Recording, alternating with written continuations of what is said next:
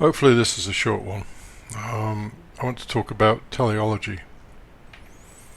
Teleology is basically the notion that things fulfill some kind of purpose.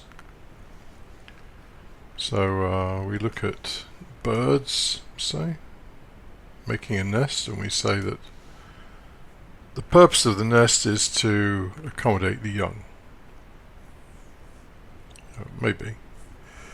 We're stuck in that way of thinking. We think about everything in terms of purpose. Now, Spinoza rubbished the idea of final causes in the sense that things happen in the universe because they are directed towards some end, as far as Spinoza is concerned. There is no final cause, there is no end. It just goes on and on and on with no purpose, no milestones, no nothing. It's just a thing that goes on, expressing itself endlessly through time. Teleology is a little bit different because we're not thinking about final causes per se, we're thinking about the function of something. And we look at the world almost entirely in terms of the functions that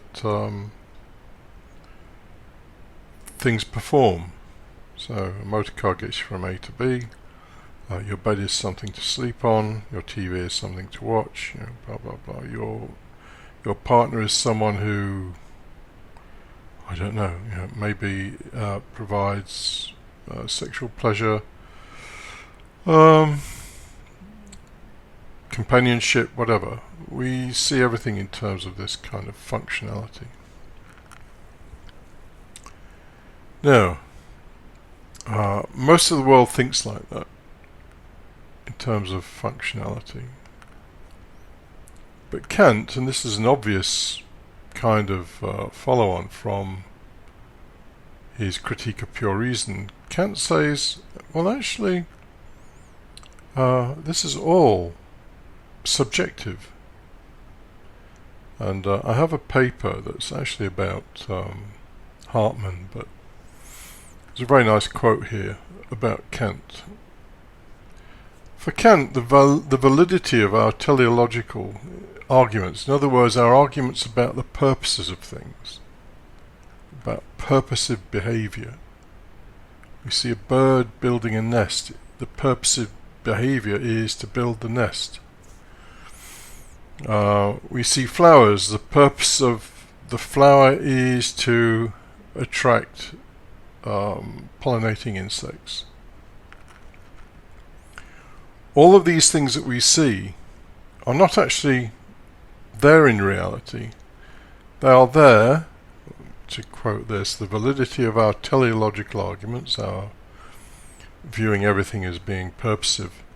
The validity of our teleological arguments derives from the subjective necessity of our reason. So if you remember, I haven't gone through all the 12 categories yet, all the pure concepts of the understanding, but our mind operates in a certain way, and that certain way has been useful for our, well, clearly useful for our evolution. But the price we pay is that we see the world in a certain way.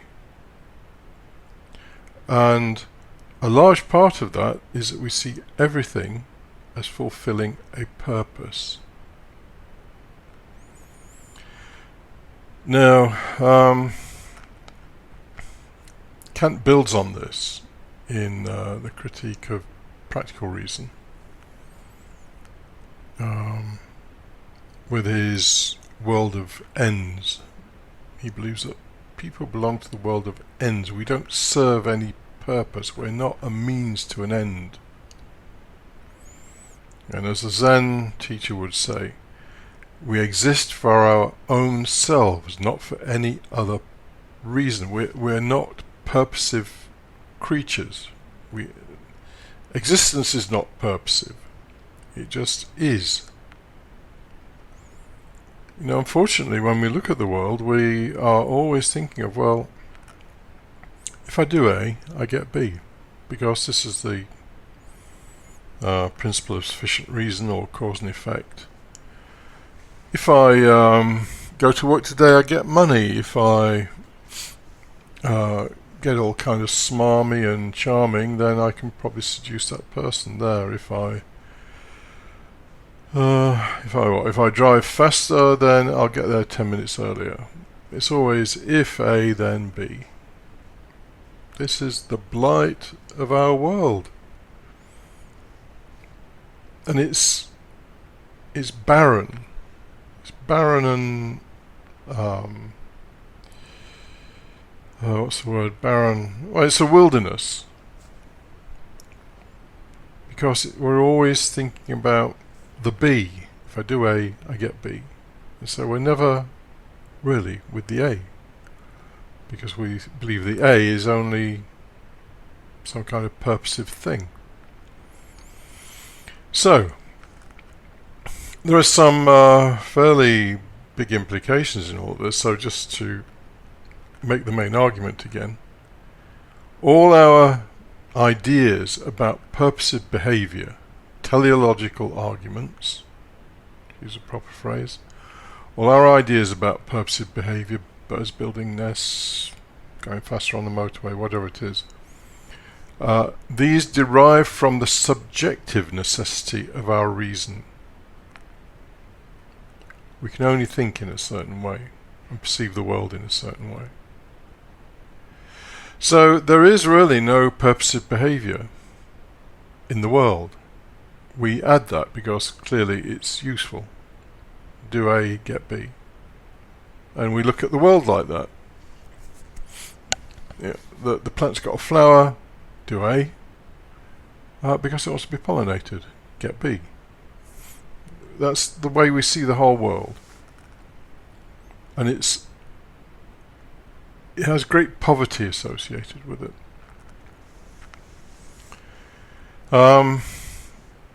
So, to get back to the implications of this, what Kant is destroying here is religion, spirituality, so-called spirituality, a lot of things of that nature, because these things are very often simple-minded. If you are not a good person, then you will get punished. Do A, get B. In terms of purposive behavior, one of the things about Gurdjieff's cosmology, mythology, whatever you want to call it, is that it is built around purposive behavior.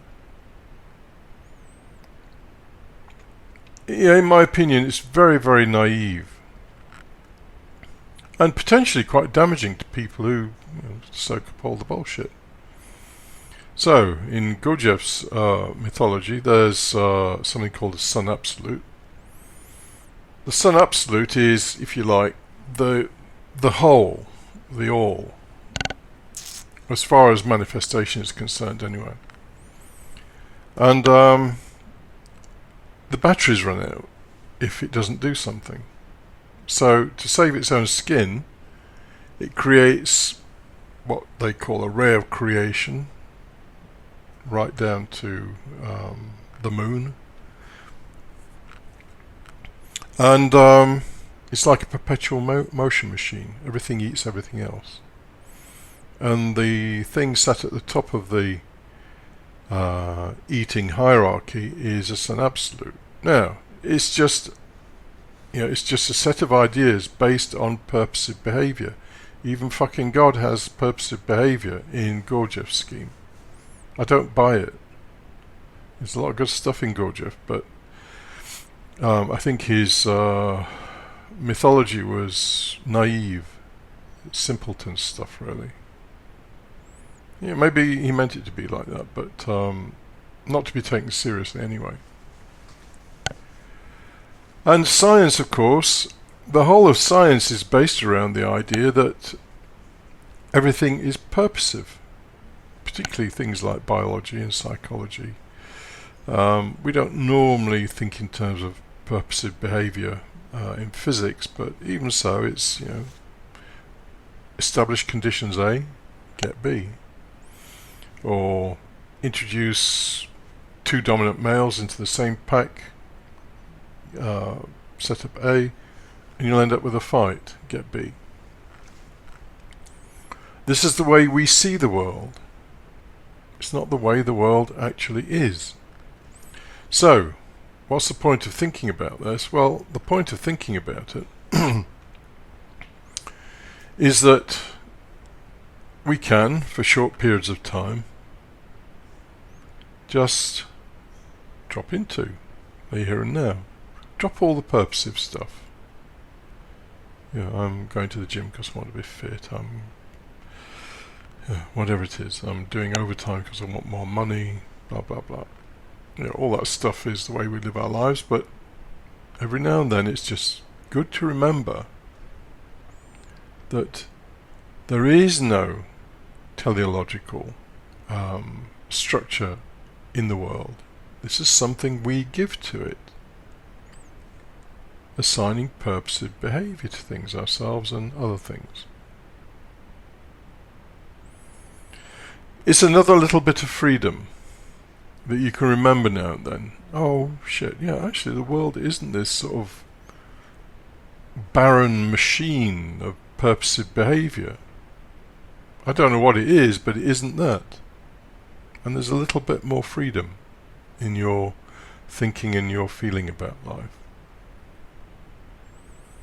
Of course, for some people, thinking about that and realizing it might be quite distressing, because for some people, do A get B is pretty much the only way they think. So it's very hard for them to step out of that. So it's useful sometimes to do something which produces B. So let's say what? I don't know. Maybe you're particularly fussy about brushing your teeth. So, and this is very similar to the meaningless task type exercise. Just brush them an extra time with absolutely no expectation that anything's going to come from it. You do A, but there's no B. Normally in the evening or morning, or maybe both, you brush them, and afterwards they feel all nice and clean and all the rest of it. So do A, brush your teeth. Get B. They feel all nice and sparkly. But do something that normally delivers B, but do it knowing that there's not going to be any B. So your teeth are already nice and sparkly, so if you brush them again, there's no payoff. So the behavior isn't purposive. Anyway, you'll have to find your own examples of that, things that you do in your life. But Kant is the man. Kant was 5 feet tall, had a sunken chest, poor health, and yet his ideas are atom bombs. They are things that, for people who can understand them, they're things that completely change your worldview. Anyway, let me just summarize on this. Your teleological arguments that this is doing something or other, the bird is building its nest because it wants to blah blah blah, is basically the way you look at the world, not the way the world is. And at the end of his life, Peter Uspensky says something very, very beautiful. He said, birds don't sing, to attract mates, blah, blah, blah. They do it because they love it. And there you go. It's doing something because you love it is not teleological. You're just doing it because you love it. You're doing the A, but there's no B. Anyway, there'll be a lot more on this teleological stuff at some point. It really belongs to the critique of judgment. But I came across it while I was reading a paper on Hartman and thought, yeah, it's a good point to, or a good place to introduce the idea of teleological thinking, which is just belongs to us, doesn't belong to the world.